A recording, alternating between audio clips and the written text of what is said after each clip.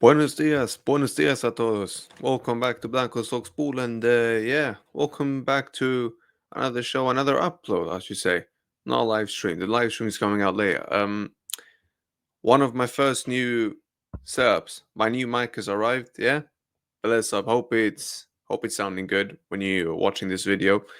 My new laptop should arrive on Saturday.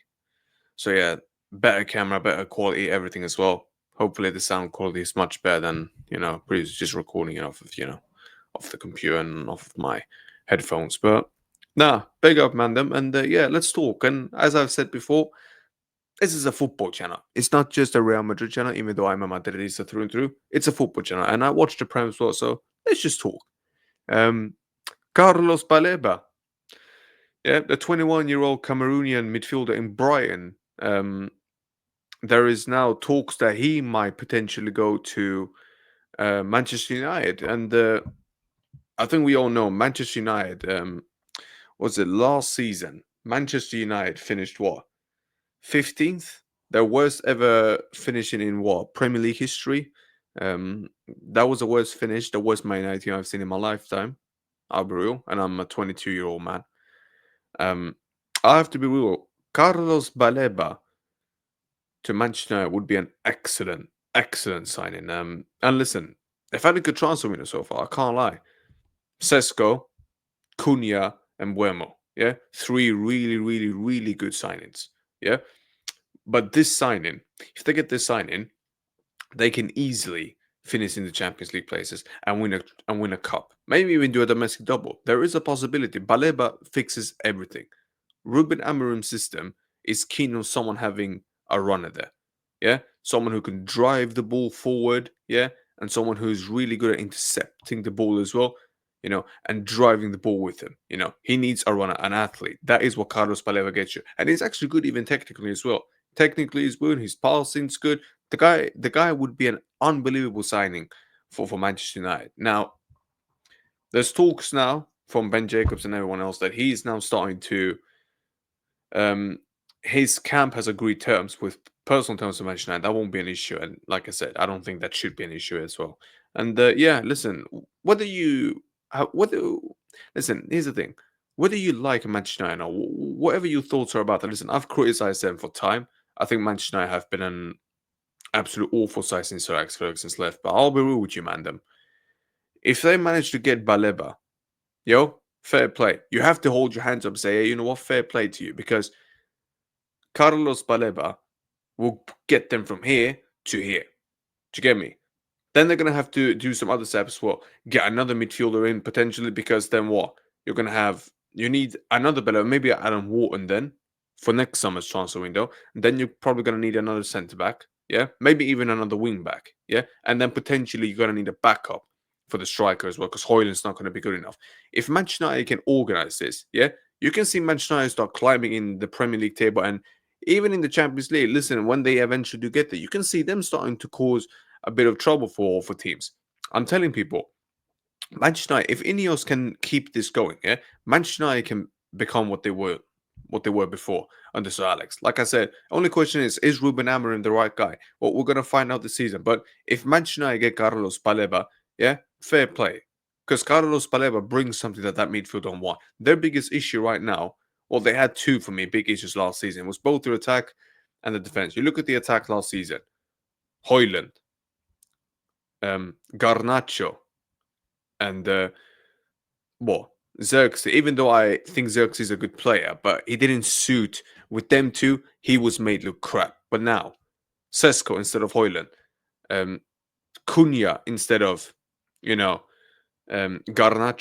and Buemo instead of Xerxes, and then you can switch Xerxes with one of the twos, one of Cunha or and Buemo. It will work absolutely brilliant. Absolutely brilliant.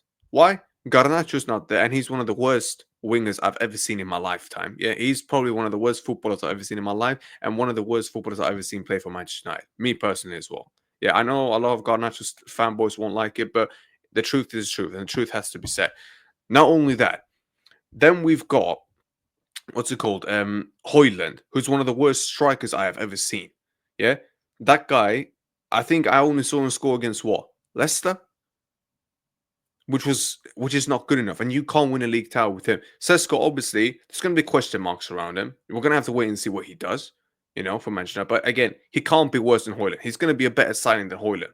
The only question is, can Sesko, fulfill his talent and what people are saying about and his hype? The fact is saying he could be the next Ibra. Well, can you get to that level, mate? Well, that's going to be the question. If you can get to that level, then we have a conversation that we can really have. Because let's be honest, they have changed the whole front line perfectly. Yeah. And that's already going to make them win a lot more games than last season. Immediately.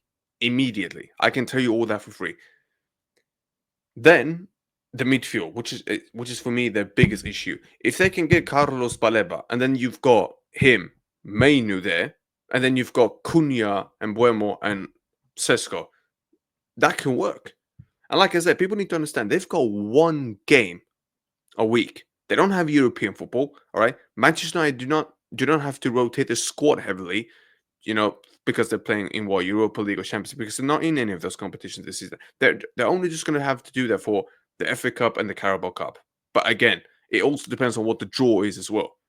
Because if you get a League One side or a Championship side in one of these two cup competitions, then you should be able to make some rotations. Because with all due respect, the teams in those leagues, Manchester United should just swipe away like that with them. So let's see, man. Let's see. Listen, as a neutral, and I am a neutral fan when it comes to the Prem. I have no preference whatsoever there. It's going to be interesting to see if Baleba comes in. Yeah, you could see Manchester United go from here to here. I'm telling you, man, that right now.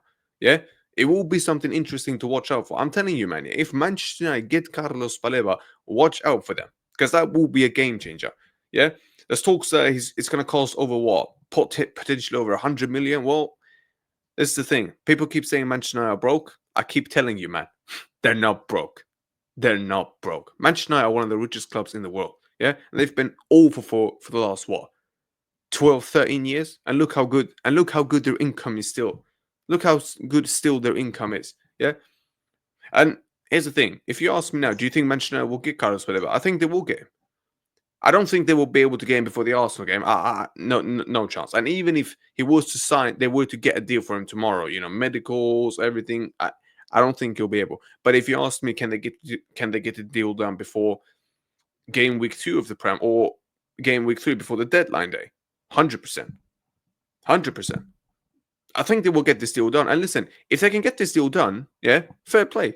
Yeah, fair play to them. Because then they're showing signs of ambition. Then you can see Ineos saying, because then Ineos are sending a clear message to everyone saying, we mean business, mate. Yeah, we want to win. Yeah, and we're going to do what's necessary to get back in. If they can get Carlos Baleba in, he should be playing Amorim, him and Maino for me in that midfield. He should not be playing Bruno. But again, he's going to play him because he's the captain. Next, I think Manchester United, this summer transfer window and next summer, if they get Baleba this summer transfer window, watch out what they might even do next summer transfer window, yeah? Because then, Casemiro is going to leave. There's going to be more deadwood players that are going to leave. Bruno might even leave next summer. Well, then that's more wages that they can use, that they've saved, more money that could come into the club then as well, potentially from sales, whatever, yeah? And if they even finish in the Europeans, but if they get Champions League football, they're going to have a huge budget again to spend. A huge budget. So then, what do you then do? Oh, if you then potentially can get a Adam Wharton, or if you then can go and get another good centre back, yeah, maybe another midfielder, yeah, maybe let's say Angelo Stella as an example, yeah, and then you can get a good backup for the attack, mate. Manchester United, bro, they can go from here up to here, yeah. Then they can take another big step. Yeah, and then you might have to start talking about saying, can they start looking at the Prem tile now and say, hey, do you know what, mate? Yeah, we're lurking behind you. Liverpool, Arsenal, City, even Chelsea. Yeah, we're starting to come behind. We're starting to creep up behind you guys. Yeah, don't start looking behind your shoulders. Yeah, and that's what I'm saying. Yeah, watch out for Manchester United. If they get Carlos Baleba, watch out for them. Yeah, because then that means that do you know what? This new regime at Manchester United, they mean business. Yeah. And if Manchester United, act serious as a football club, then it's going to be 10 times harder for the whole of Europe, Yeah, they might not have the best European record, but Manchester United, a serious institution, Manchester United, bro, it means not just difficulty for Europe. Because let's be honest, Manchester United, when they're good in Europe, yeah, when they actually are functioning well as a football club, yeah, they're a tough team to play against. I know my club have beat them the last times we played them, but again, it's not been easy. It's not been easy. Manchester United, if you play against a good Manchester United team, yeah, especially ones under Sir Alex Ferguson, bro, you would have to bite your nail and tongue, everything, yeah, drop sweat and blood to beat them. That's how good Manchester United are. Yeah, Manchester United, is up there with us when they're up here, when the club is functioning like that. Yeah, we have to be real people. And listen, the English league, yeah, the Premier League, yeah, the English teams, they better start hearing them as well. Then I have to be real. Yeah, as much as I've criticized Manchester United and Ratcliffe and Ineos, yeah, if they can actually do this, fair enough. Fair enough. That is a step in the right direction. All right. But then they have to keep going. They have to keep that going if they want to be successful. But if they can start doing that, very, very, very, very well done as a start. Yeah. You've taken a really, really big step upwards. Now, if you can replicate that for the next summer, buying the right players again, if you can buy another defender, if you can go and get a goalkeeper potentially, because they're gonna need another goalkeeper, another goalkeeper. Sorry, if they want to challenge for the title, whether that's this season or next season, I think it's more realistic to say next season for the next summer transfer window. If you can get a world class keeper, yeah, a world class wing back or a centre back, yeah, another midfielder and a backup striker, yo, man, them start watching out. Start watching out for Manchester United. Yeah, I'm telling you, man. I'm telling you, man. Yeah, they are not anyone's you want to sit here and start discounting and writing off. Yeah, Manchester United could surprise Europe this season in the Prem. I'm telling you, man. Watch out. If they get Carlos Baleba, which I think they will, even though he's probably gonna cost them a world record fee. Yeah, watch out. Don't underestimate them. Like Fabrizio said, do not underestimate Manchester United and don't do it. Yeah, Man United when they're serious, yeah, bro, they can get anyone that they want. So yeah, man. Um, I hope you've enjoyed this video. I'll be back again later. Was it 11 p.m. UK time? With Salvi. I think Marquitos might join as well. We're gonna talk about our thoughts coming into the season as Real Madrid. But yeah, you will see me do some Prem content here and then. And yeah, man. Listen, big up to all you, man. Smash the likes up, subscribe while we haven't. We've reached over 400, yeah? Massive shout out to every single one of you, yeah? Unbelievable support, yeah? Everyone who watches here, week in, week out, day in, day out, bro. Love everyone, yeah? I'll be back again later today, yeah? Make sure you guys join me for that show, yeah? With my amigos, as always. And yeah, I'll chat to you, my later, people. Take care, and I'll see you later, yeah? Adios. Ciao. A la Madrid.